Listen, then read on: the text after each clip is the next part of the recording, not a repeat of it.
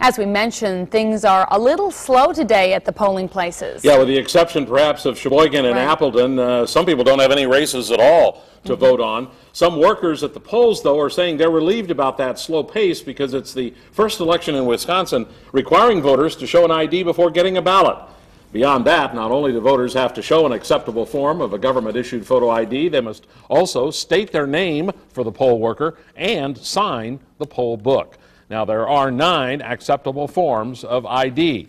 The address on your ID does not have to be current. However, if you are registering to vote and you do not have the current address, you'll also need a document like a bill that does have your current address, indicating that you are in fact living in that district. That's even more crucial this time because the boundaries of many voting districts have changed.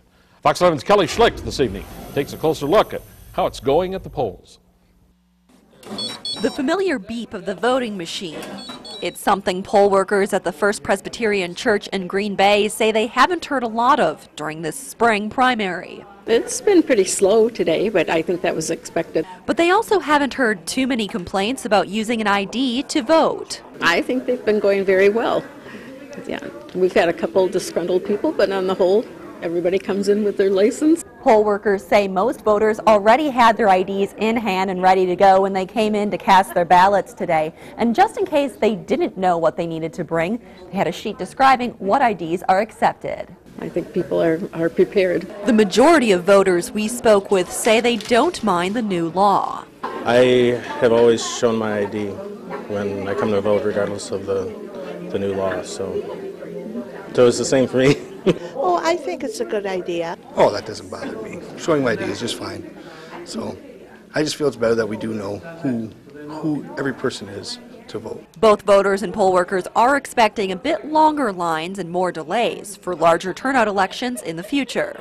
It may slow down it a little bit, but I think with people knowing to vote, it shouldn't be a big problem because it didn't take that much extra time.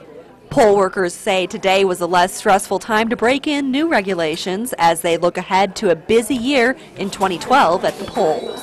In Green Bay, Kelly Schlicht, Fox 11 News. Next date on the calendar is the spring general election on the 3rd of April. Poll workers at one location in Green Bay actually said they had used the recall elections last year as a dry run for using the voter ID.